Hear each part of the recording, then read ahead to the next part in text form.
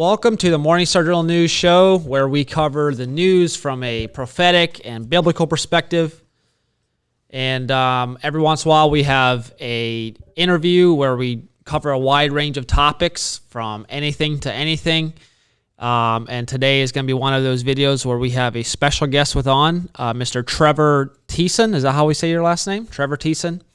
And we're going to talk about how to basically critically think when we look at the news, how to tell what is truth, how to tell what is a lie, and he's going to share his thoughts on that. So thanks for joining the show, Trevor. Appreciate it. Thanks for coming on. Thank you. Thank you very much for having me on here, Matt. It's really enjoyed being here. Actually, my first time down here on the show. So yeah, exciting, fun stuff. Yeah, I'm excited. This is fun. Yeah, I'm excited to hear what's on your heart. First, do you want to tell our audience a little bit about like who you are and what do you do? A little bit of background on who you are. Sure. I'm originally from Canada, but came down here in '96 to come to the School of Ministry. This was before it became MSU. Okay. And I was in that for 3 years. Then I ended up staying here and coming on staff for almost 15 years.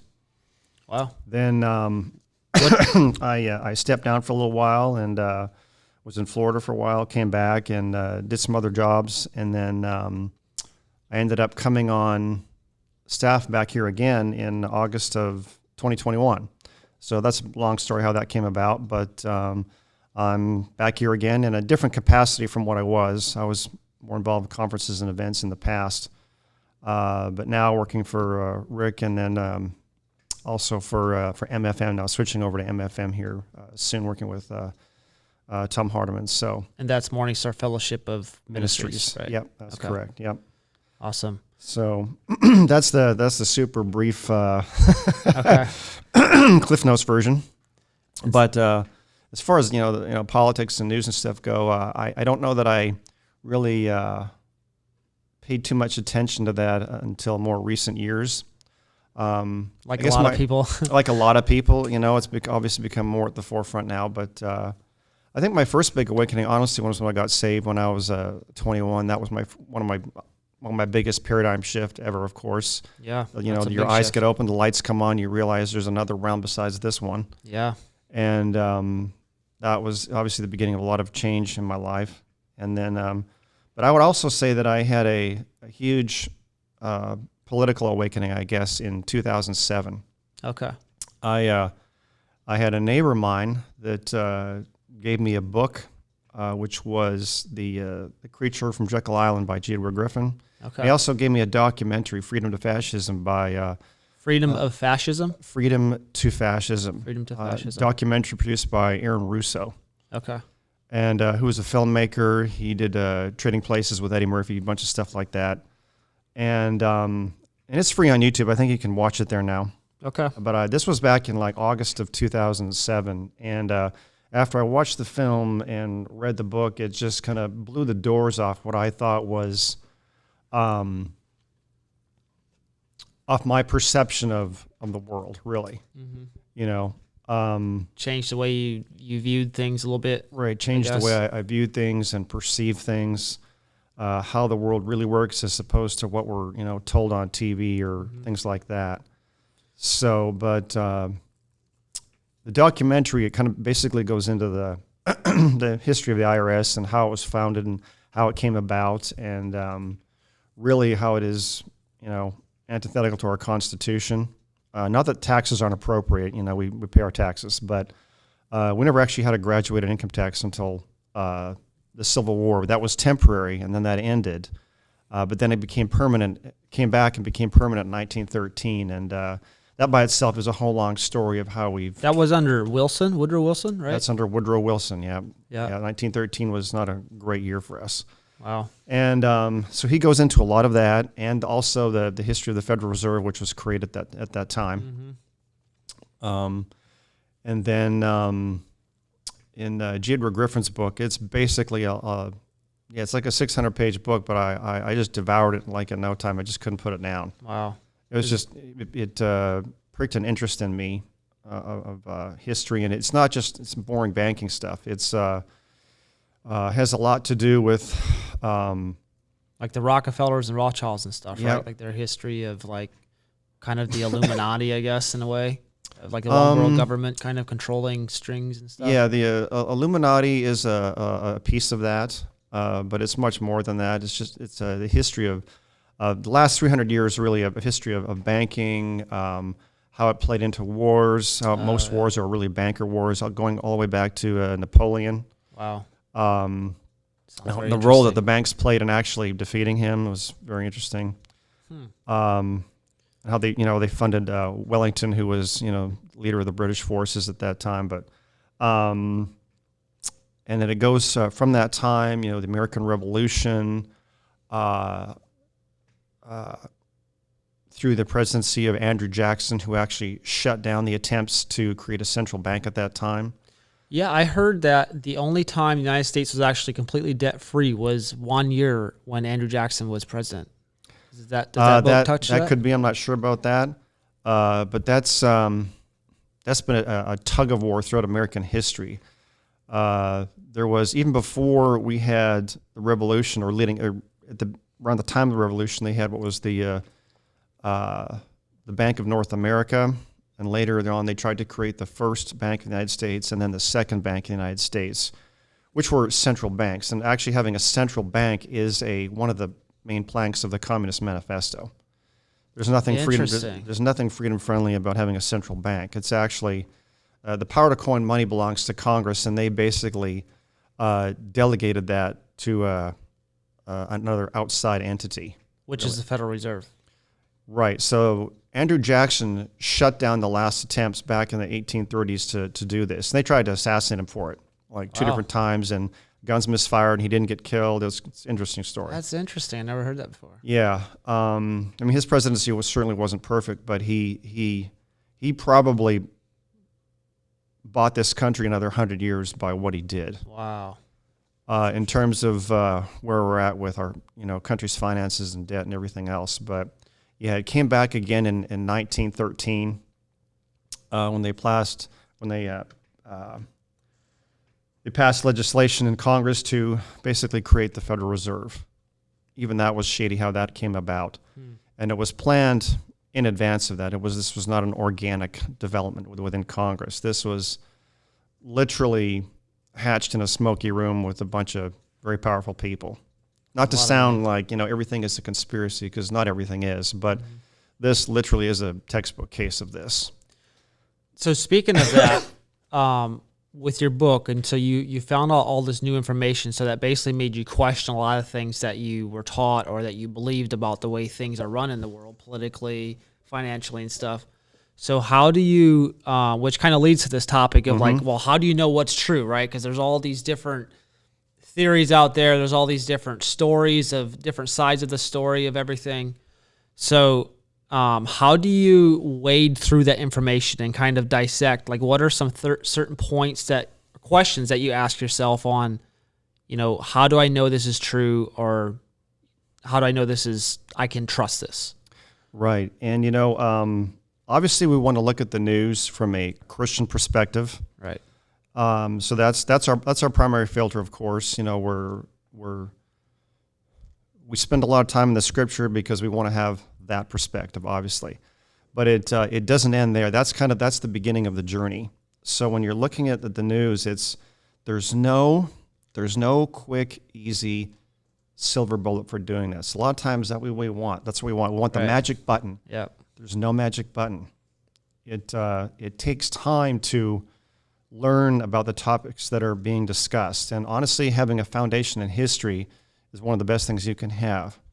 If you want to know about, well, they're saying this about World War II, is this really true? Well, it's going to take time to go back and read certain books, news articles, websites, or whatever to drill down on certain topics to know things for yourself. Not that the media lies about every single thing, but there is a lot of that. Mm-hmm. Even on a good day, they can get a lot of things wrong. They can omit certain facts from a story that really change the perspective. And we saw that a lot during Trump's presidency, where the news media, they would edit a certain part of his speech and make him sound like he's talking about something totally different. Then you actually go back and listen to his speech, and it's like, this is not at all what he said. So that was Oh, just yeah. one example of what Yeah. you're saying. And that's been going on for a long time, but it's worse now. But much more people are aware now. The worse the lies have gotten, and the more sloppy the journalism has become, the more apparent to everyone that the media is absolutely not trustworthy. At least the mainstream media, Right. the three-letter guys, But like I said, my journey began in 2007, so it was a long journey since then to really learn about these different topics. Whether it's immigration or gun control, the borders, foreign affairs, things like that. It just takes time to read about these things, and the more you can learn, the more you'll know if, all right, I already read about that. That is false. I know what, or this is true, or whatever. Right. To learn about a lot of these things, and obviously we don't have time to become experts at every single topic. It takes a lot of time. Mm-hmm. They say if you're going to qualify as an expert, you have to read at least 25 books on one topic before, as part of becoming an expert on something. Wow. Yeah, that's what I've heard said. So, and most people just don't have the time to Even write one book. yeah. Even getting through one or two can be a lot if you're really laser focused on a certain subject. Mm-hmm. But So people have to write 25 books or read 25 Read. books? Read. Okay. yeah, and that's only part of it. That's not the whole thing, obviously. But that's where it helps to have there are people that do that, and so we can stand on the shoulders of people who are the experts. Mm-hmm. Well, who are they, and who do we trust? Who do we not trust? And that's a good question. I like to be able to listen to someone who I trust, who is an expert, who can boil something down for me in 10 minutes, so that I don't have to spend 20 hours to do what he just did. So, Yeah. I mean, honestly, that's the big part of what having trustworthy news is about. And one of the things I look at is if it's someone who's a statesman, or someone who's in the military, or someone who's a doctor, can I trust this person? Well, that may take time to figure that out. Going back and looking at interviews of what they've said in the past, going back and look and see what they've written. How are they treated in the media? Honestly, 90% of the time, if the mainstream media is demonizing someone across the board, and all these different outlets, unrelated outlets, are using the exact same talking points, you have to scratch your head. That's a big red flag. Yeah. So So that makes you think, like, okay, if they're being demonized this much, then he must be doing something good. It's kind of your default. Now mind. that's probably true 90% of the time. I would not make that like a blanket statement with respect to that, but the odds are yes. Right. But there's something more than that too, though. Is I'll give you an example.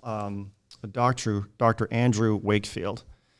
He is a doctor that's talked a lot about the vaccines, concerns he's had, health problems as a result of the vaccines, and he's not the only one, but he's been demonized in the media over this. And I thought, well, is this guy lying, or is he telling the truth? And here's what I'm looking at. Here's a guy who's putting his career at risk, his finances at risk, and possibly even his life at risk. It's that ugly. And so if someone's putting this kind of information out, and he's putting all of this at risk, is he doing it for a lie? Not likely. Right. It must be something he must really believe in if he's willing to put this much at risk, is basically what you're saying. And you look at his credentials, his work experience, and then what he's doing. It doesn't add up. Mm-hmm. The numbers don't add up. It doesn't make sense that he's lying to do this. Wouldn't it be much easier just to go with the flow and get a pat on the head and get a big check, and then there's no get an award? Yeah, right. So, and even the scriptures bear that out. Those who want to live righteously will be persecuted. Mm-hmm. And it applies not only to evangelists and the gospel and people that take heat for that. Obviously, that's the main thing. That's paramount. But it goes beyond that. All truth is God's truth. And so if you're speaking the truth when it comes to, something like climate change, or something like COVID-19, or any of these other, subjects which are pretty hot subjects, mm-hmm. You're going to get attacked if you're speaking pure truth, you know. Which is, when you boil down to it, it's the truth being attacked, right? Mostly because the powers that be, if they want to control the narrative, then they're going to attack anything that doesn't fit their narrative, which most times is truth. Right. It's it really, I mean, you could literally say, you know, it's not personal, it's just business. It's ugly business, but it's just business, and it's not about the messenger, it's the message. Mm-hmm. And a lot of that probably too is money, right? Like, if somebody is promoting something, are they making money from this? And if, like that Andrew Wakefield, I don't know about him, but I know there was another doctor, Robert Malone, who was like the inventor of the mRNA vaccines. He's the one that created it, and yet he's coming out, putting his life on the line, like the other doctor, and saying, you should not take this vaccine. This was a bad idea. And, you know, you look at him, it's like, how could he be making money off his own vaccine if he's discouraging people from taking it? So that's like a kind of in your line of questioning of, like, he's risking a lot. Yeah. If someone's putting something out there and there's absolutely no financial benefit to it, in fact, there's a cost, that's a big indicator right there. Right. You know, and it's true with not only doctors, but in people of almost any walk of life or profession. It's the same kind of thing when you're trying to get the truth out about something. But the truth always has a way of coming out. You know, it's like you can only hold a beach ball under the water so long before it comes flying out and everybody sees it. You know, that's the nature of the truth. Truth is a person, and he cannot be stopped. He cannot be suppressed.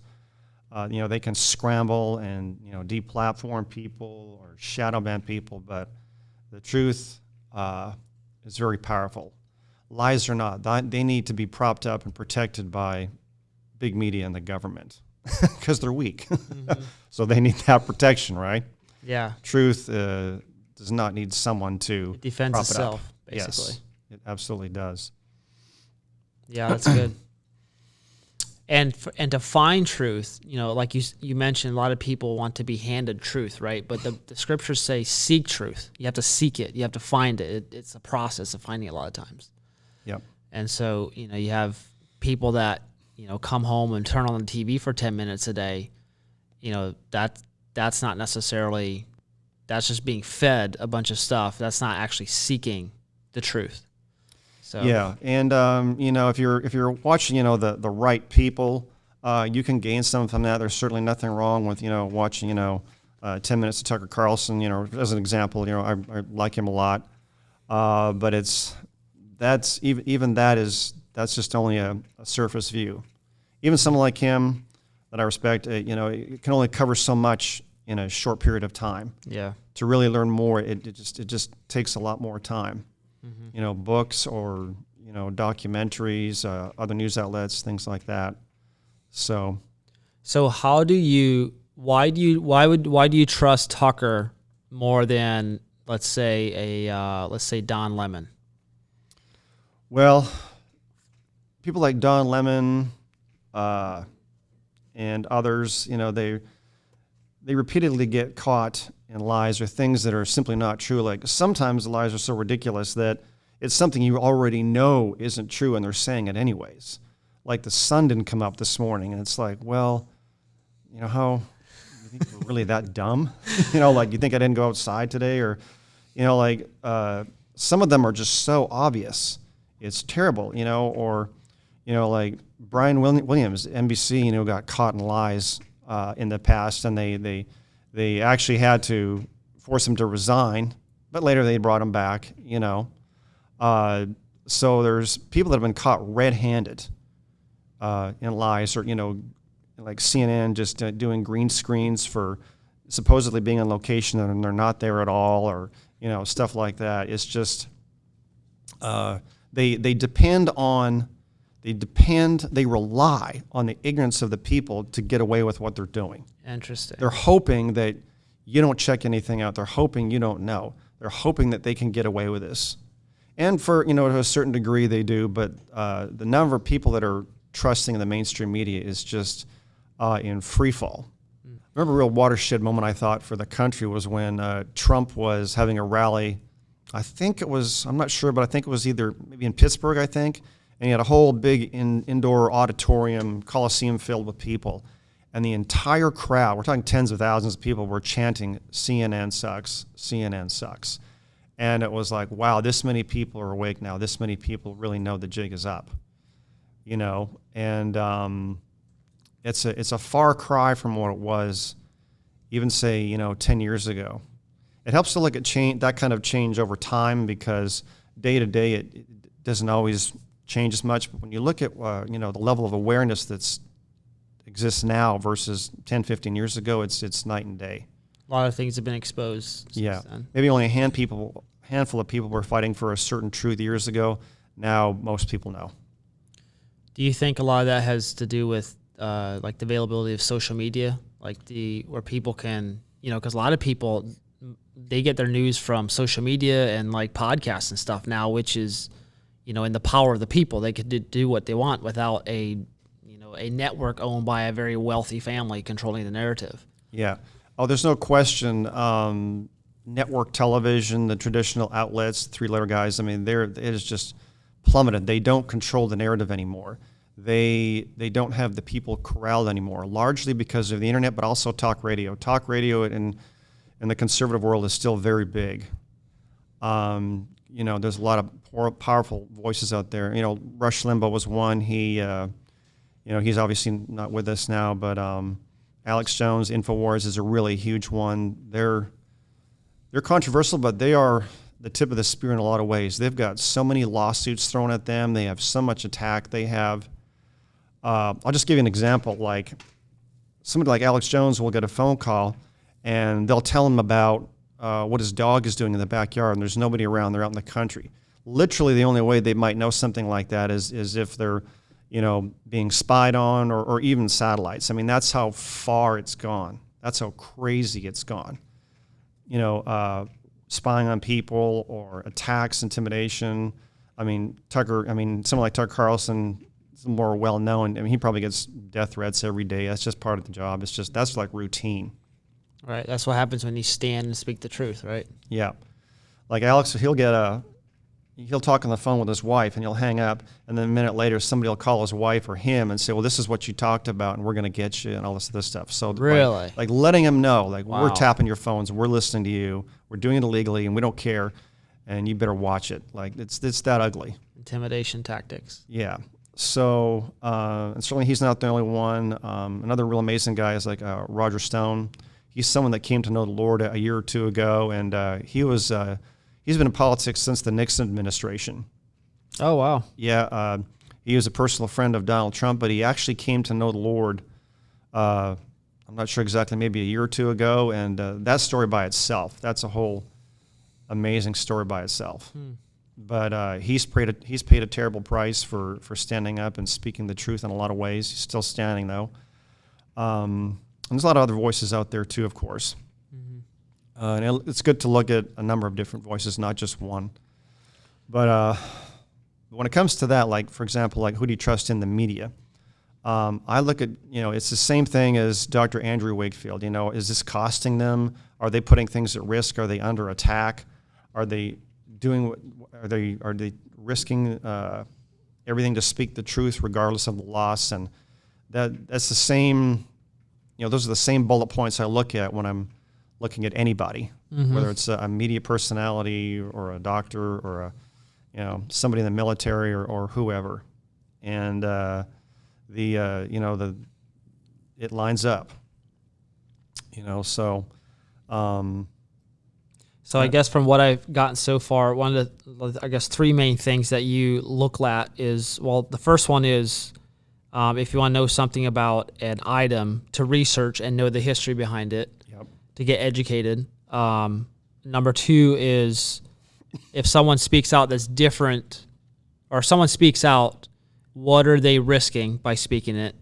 And the third one was like know their track record, know the person's history. Like if I listen to a clip of Don Lemon or Brian guy on CNN, Brian Stelter or something like that. Yeah. It's like, do they have a history of lying? Do they have a history of, it's kind of like how we judge prophetic voices too, right? Like, do they have a track record of speaking the truth? Did it, was it true? Yep. So well, that's a good way of summing that. One is knowing history, two is track record, and three, do they have skin in the game? Right.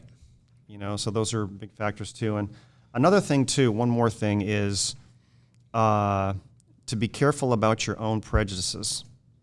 Sometimes we can easily jump to a conclusion without really drilling down on something. We have to be careful about hearing a truth we may not like. Even as a Christian conservative, and I want a Christian perspective, but that doesn't mean we're always right or our opinions are always right. And if we hear something that challenges our worldview, we shouldn't be afraid of that. We should, scratch your chin, ask the questions, and see where it goes. Mm-hmm. Now, if it's something that's like purely and extremely anti-scriptural, well, it's a little different. But something that's more of a gray area that we're not sure it's specific subject, and there was a mass shooting, did it happen like this or did it happen like that, or well, I think this or I think that. Well, before you say what you think, you take time to drill down on something like that. Get to know the facts, basically. Yeah, and especially it's not healthy to make quick snap judgments about things. That's good. Like you hear something like, oh, I don't believe that. Well, okay, but have you taken time to be sure about what you believe? Whether it's any kind of political event or whatever it is, and there's no shortage of controversial subjects like that cause people to react. Like I'll use a simple one. Sodium fluoride. They put a lot of that in the water under the pretext that it strengthens your teeth. And it's the primary ingredient or the active ingredient in most toothpastes that we use. So if you've grown up believing your whole life that this is what you're supposed to do, and someone comes along and says, well, that might not be the best thing to do, your initial reaction is, oh, you tend to want to reject that because you believed it your whole life. Mm-hmm. That's the thing. The longer and more ingrained something is in you, the harder it is to dislodge it. Because it's so strange. It's like that. No, you're weird. Yeah, exactly. That's weird. You're strange. You're a conspiracy theorist, and unfortunately, that term gets thrown around way too much. And it's when people throw that term conspiracy theorist out, it's just kind of a way of silencing debate. Yeah. It's like their way of just dismissing it, kind of. Yeah, before we call it that, let's drill down on it first. And it ends up being kooky, well, then we can toss it up. But let's do things in the right order, That's good. So when it comes to that, it's like you look at the history of putting that in toothpaste and things like that. It's not what people think. Sodium fluoride is actually the waste byproduct of the aluminum industry, nuclear weapons production, and a couple other things. So it's really, when they started doing that and putting it in the water supply and toothpaste, it was a way of actually getting rid of that waste. Interesting. Yeah, sodium fluoride is actually just as an example, sodium fluoride is the active ingredient in rat poison. You look on the back, I don't know if they still do it because I haven't bought this stuff for a long time, but if you look on the back of old toothpaste, like Crest or Colgate and some of these other ones, it'll say on the back, if you swallow more than a pea-sized amount, call poison control. So this is something you're putting in your mouth and swishing around, and you might swallow it. You're not supposed to, but you might accidentally. And if you do, you're supposed to call poison control. Like, how reassuring is that? Interesting. Might indicate there might be some poison in there or something. Yeah, and it's like, officially, the only advantage of using this is if it's applied topically. So it's applied topically to your teeth. It's not something that's meant to be ingested. It's like suntan lotion. You put it on, you don't drink it. That's not where the benefit comes from. It's strictly topical. Same thing with toothpaste. So there's a little bit of truth in it with that it can be good. Fluoride can be good for your teeth, but not the way that they industrialize it. It's if you look at something like vitamins, there's so much, they say there's a certain daily dose you're supposed to have. Like vitamin C or D or B12 or some of these things like that, there's a certain amount you're supposed to have every day. The required daily amount for sodium fluoride is 0. It's really a toxin. It's not something that's meant to be ingested. But they put it in the water, not only toothpaste, but they put it in most water. Probably over 60% of the water supplies in the United States have dumped in. Not all of them. Europe is much, much less, actually. And they, it's put in there under the pretext, well, that it's good for your teeth. When actually, to get rid of it, they just did that one to get rid of the waste. Is that why? That's a big part of it. Yeah, turn it for something that's a waste product that they have to pay to dispose of into something that generates profit. Unfortunately, but follow the money, right? Yeah, and there's been studies done where they think sodium fluoride probably causes thousands of deaths when it comes to cancer, and it's something that bioaccumulates in your body. Once it's in your body, it doesn't leave. Wow, and that's crazy. It's one of the bad halogens. Like iodine, like good pure iodine is a good halogen. It's good for your body. Fluorine or sodium fluoride is not. Huh. And there's no benefit to ingesting it whatsoever. So, what's a good source for people that want to dive deeper into the fluoride topic? There's a number of documentaries on that subject. It may be just something you have to do a search on. Just Google it. Yeah, it's been a little while since I've studied some of that stuff, but even when it comes to searches, I recommend maybe using something like DuckDuckGo or StartPage or others that are a little more honest versus Google. Yeah. Google tends to filter a lot of things. Yeah. Not that you can't get past that, but StartPage, is that what you said? Yeah, I use personally. I use toothpaste that is free of sodium fluoride, and there's a lot of that out there. You can get that. It's not a problem. You just have to know about it. Right? Yeah.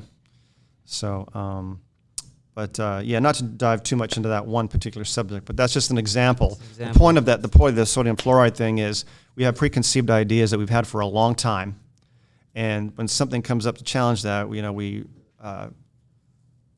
it makes us question some things which we don't want to go into really. Right. It's our pride that comes to bear when we want to save face and not realize that we've been fooled our whole life or something like that. Isn't that kind of what the Pharisees' attitude was when Jesus came, right? That's actually a very good example. They had a preconceived idea of who the Messiah was going to be. Like, this is what we think it is. And when someone comes along that doesn't fit that mold, well, you get, it's beyond disappointment. They get very angry. Offended. Their pride gets hurt. Very angry, very offended. This is not what we envisioned. Mm-hmm. Like, what was some of their statements of Jesus isn't going to come out of Bethlehem or Nazareth, right? Like they viewed down on Nazareth or something like that. Yeah, when you look at the scriptures, the things they were saying, they actually had their facts wrong. Like it actually did say that in scripture. Everything. Yeah, I can't remember the exact chapter and verse, but yeah, they say, no Messiah comes out of Nazareth or this town or that town, but they actually got the town wrong. Oh wow. So yeah, they're right. He doesn't come out of there, but you're wrong. That's not where he came from. He came from here. He was born in Bethlehem. Right. He was raised in Nazareth, but he was born in Bethlehem. So they actually really didn't have their facts right on some of that stuff. But so they didn't do their right research, which is the first thing you said. Know your history. Yeah, or they didn't want to. Yeah. I mean, look at when because they were in power, right? Yeah. Look at when Jesus was born. How come no Pharisees showed up in Bethlehem? They couldn't have been all that checked out. I mean, there would have been a lot of them. Somebody would have come forward. Somebody would have been curious. No one was curious. No one showed up. I mean, Herod knew about it. So if Herod knew about it, then the whole country knew Wise about it. men, people who were not Jews, who were foreigners from somewhere else, knew the Messiah was being born. They followed the star. How is it nobody domestically within Israel knew anything? That's very interesting. That's a good question. The humble were invited, the shepherds, Yeah. It's interesting, Mark Twain had a saying, it's easier to fool someone than to convince them they've been fooled. Wow, it's easier to fool someone than to convince them they're fooled.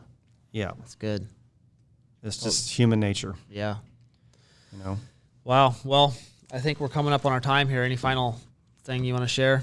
Any final thoughts? Yeah, I would just tell people, when it comes to the news, be your own reporter, be your own news anchor. Think for yourself. Investigate, ask questions, and don't stop till you're satisfied. That's good. Well, thank you so much for sharing today. That's very valuable information. Definitely encourages me. So yeah, that was awesome. Thank you. Great. Thanks for having me on. Yeah, it was a pleasure having you. Hopefully we can have you on again and have some more discussions about some various topics. Sounds like fun. So thank you guys for tuning in. I hope you guys enjoyed this. Do your own research, know the facts, and like Trevor said, know your history and what skin do the people have in the game when they tell you something. And whoever you're listening to, look at their track record, see if they have a track record of lying or speaking the truth or what their history is. And if they don't have a track record, just keep your eye on them and see what happens. And then the lastly was put aside your own prejudices. Prejudice? Yeah. Close enough.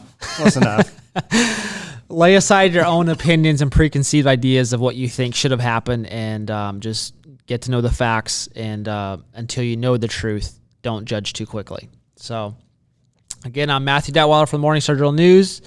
Thank you so much for tuning in, supporting us, and watching this video. If you like it, please share it, and we will see you next time. God bless you.